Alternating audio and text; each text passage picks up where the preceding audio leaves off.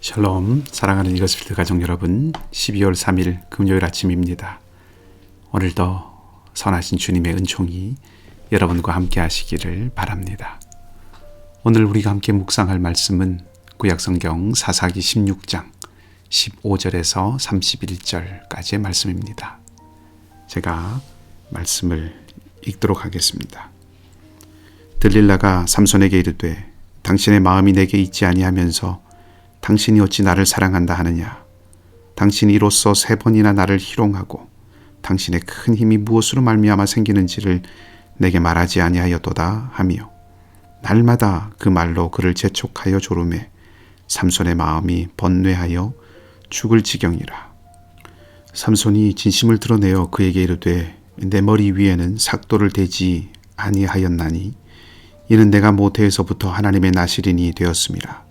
만일 내 머리가 밀리면 내 힘이 내게서 떠나고 나는 약해져서 다른 사람과 같으리라 하니라.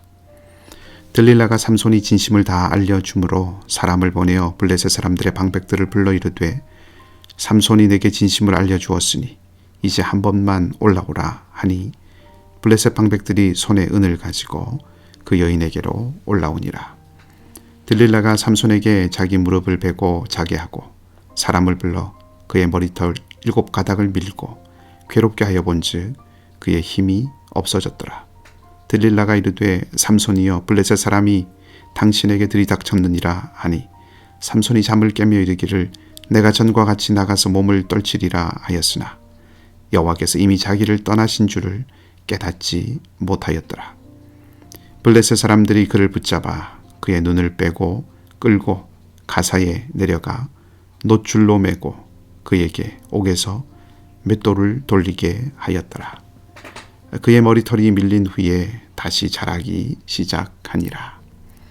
블레셋 사람의 방백들이 이르되 우리의 신이 우리 원수 삼손을 우리 손에 넘겨주었다 하고 다 모여 그들의 신 다곤에게 큰 제사를 드리고 즐거워하고 백성들도 삼손을 보았으므로 이르되 우리의 땅을 망쳐놓고 우리의 많은 사람을 죽인 원수를 우리의 신이 우리 손에 넘겨주었다 하고 자기들의 신을 찬양하며 그들의 마음이 즐거울 때에 이르되 삼손을 불러다가 우리를 위하여 제주를 부리게 하자 하고 옥에서 삼손을 불러내매 삼손이 그들을 위하여 제주를 부리니라. 그들이 삼손을 두 기둥 사이에 세웠다니 삼손이 자기 손을 붙든 소년에게 이르되 나에게 이 집을 버틴 기둥을 찾아 그것을 의지하게 하라 하니라. 그 집에는 남녀가 가득하니 블레셋 모든 방백들도 거기에 있고 지붕에 있는 남녀도 3,000명 가량이라. 다 삼손이 제주 부리는 것을 보더라. 삼손이 여호와께 부르짖어 이르되 주 여호와여 구하옵나니 나를 생각하옵소서. 하나님이여 구하옵나니 이번만 나를 강하게 하사 나의 두 눈을 뺀 블레셋 사람에게 원수를 단번에 갚게 하옵소서 하고 삼손이 집을 버틴 두 기둥 가운데 하나는 왼손으로 하나는 오른손으로 껴 의지하고 삼손이 이르되 블레셋 사람과 함께 죽기를 원하노라 하고 힘을 다하여 몸을 굽히매 그 집이 무너져 그 안에 있는 모든 방백들과 온 백성에게 덮이니 삼손이 죽을 때에 죽인 자가 살았을 때에 죽인 자보다 더욱 많았더라. 그의 형제와 아버지의 온 집이 다 내려가서 그의 시체를 가지고 올라가서 소라와 에스다올 사이 그의 아버지 마노아의 장지에 장사하니라. 삼손이 이스라엘의 사사로 20년 동안 지냈더라. 아멘. 오늘 삼손의 힘의 비밀이 풀립니다. 어제 본문에서 들릴라는 3번이나 속았지요. 그러나 포기하지 않고 더욱 삼손을 괴롭힙니다. 그리고 이번에 4번째 삼손은 결국 무너집니다. 19절을 보면 삼손은 진실을 말한 후에 들릴라의 무릎을 베고 누워 잡니다. 삼손의 완전한 실패를 암시하는 표현이라고 볼 수 있습니다. 직감일까요? 들릴라는 삼손의 말이 진실이라는 것을 알아챕니다. 진심은 누구에게나 통하는 법인 것 같습니다. 삼손의 머리를 다 밀어버린 들릴라는 삼손을 밀어보고 그의 힘이 빠졌다는 것을 확인한 후에 방백들을 부릅니다.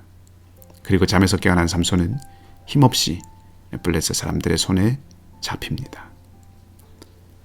재밌고도 안타까운 표현은 20절입니다. 삼손은 하나님께서 자기를 떠나신 줄 깨닫지 못했다는 것입니다. 아직도 여전히 힘이 있다고 생각했다는 것이죠.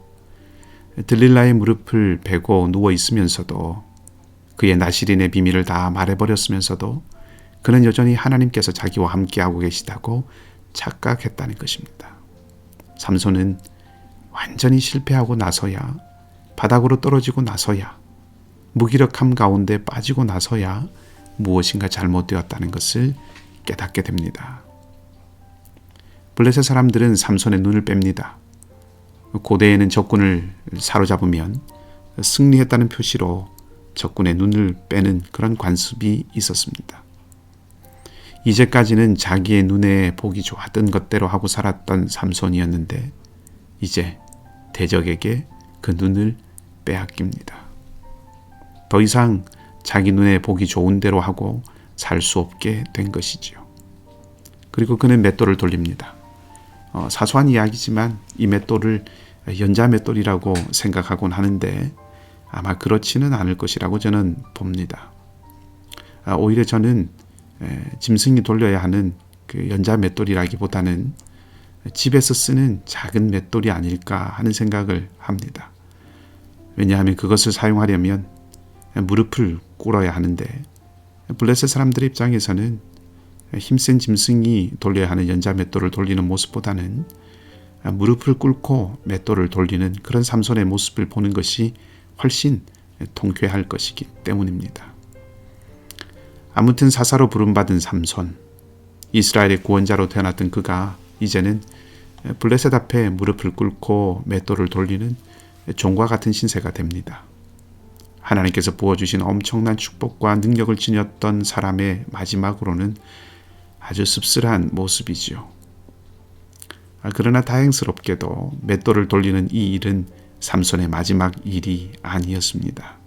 22절 말씀은 삼손의 머리가 다시 자라기 시작했다고 기록하고 있습니다. 무엇인가 반전의 실마리를 주는 것입니다. 23절에 블레셋 사람들이 삼손을 생포한 것을 기념하기 위해서 제사를 열었다고 말하는데, 블레셋 사람들은 삼손의 힘이 머리카락에서 나온다는 것을 알았기 때문에 아무리 삼손의 눈이 멀었다고 해도 이 삼손의 머리가 충분히 길지 않아야 안심하고 마음껏 조롱할 수 있었을 것입니다.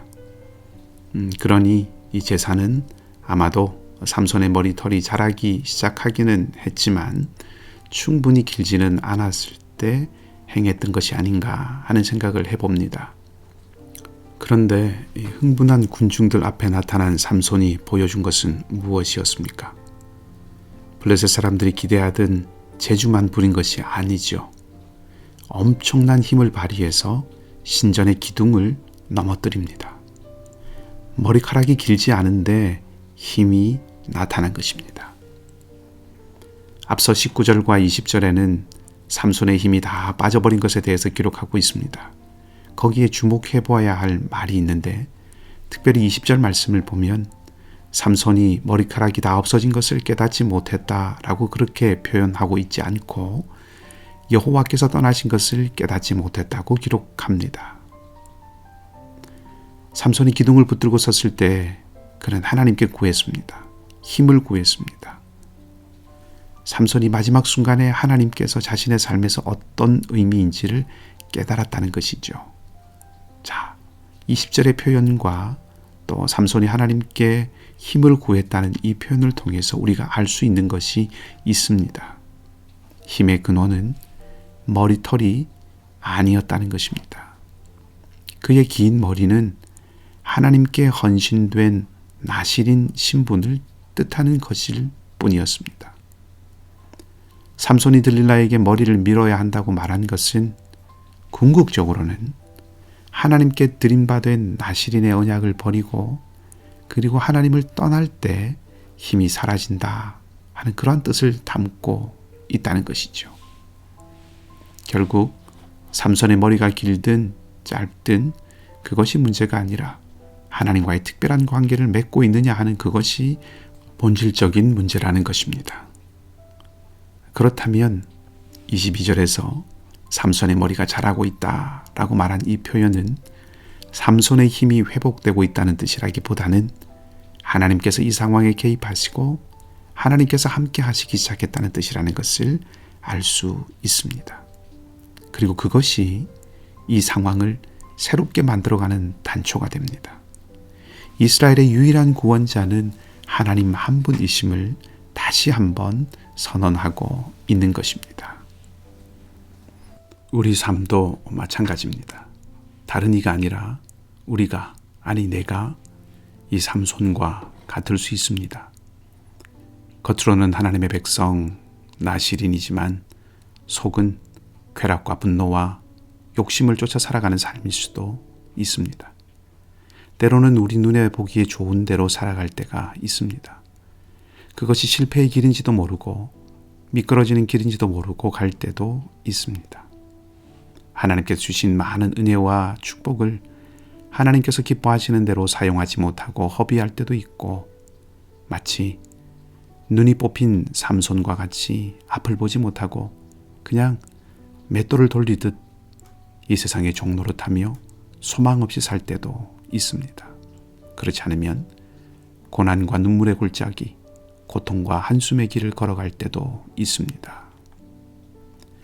이런 우리가 어떻게 일어설 수 있습니까? 우리가 어떻게 회복되고 우리가 어떻게 앞으로 나아갈 수 있습니까? 결국은 하나님의 임재입니다. 하나님의 개입입니다. 하나님이 하셔야 합니다. 삼손의 머리가 다시 자라야 했듯이 우리의 머리가 다시 자라야 합니다. 하나님 앞으로 나아가야 하고 하나님께 드려지는 삶이 회복되어야 한다는 뜻입니다. 철저하게 하나님께로 돌이키고 철저하게 하나님의 편에 서야 합니다. 하나님과 함께 해야 합니다. 그것만이 살 수 있는 길입니다. 주님과 함께, 말씀과 함께 생명의 길을 걷는 우리가 되기를 주님의 이름으로 간절히 축복합니다. 함께 기도하겠습니다. 하나님 아버지, 삼손의 마지막을 보았습니다. 자신의 눈에 보기 좋았던 대로 살았던 삼손이 결국 눈이 뽑히고 나서야, 머리카락이 밀리고 하나님이 떠나고 나서야 자신의 삶이 어떤 삶이어야 했고 어떤 사명을 가진 사람이었는지를 알게 되었습니다. 실패하고 난 후에야 실체를 깨닫는 안타까움을 오늘 우리가 반복하지 않기를 원합니다. 그러나 하나님, 또한 삼손의 머리털이 다시 자라기 시작했다는 표현을 통해서 삼손과 이스라엘을 위해서 간섭하시고 다가오시는 하나님의 모습 또한 보게 됩니다.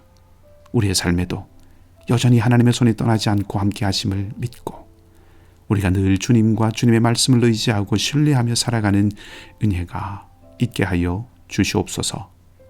사랑하는 우리 교우들의 삶과 일터와 기도의 제목 위에 주께서 늘 선하신 손길로 함께 하시오며 육신의 약함과 경제의 어려움과 관계의 아픔과 삶의 질고를 지고 있는 모든 이글스필드 가족들을 주님의 손으로 오늘도 붙들어 주시고 함께하여 주시옵소서.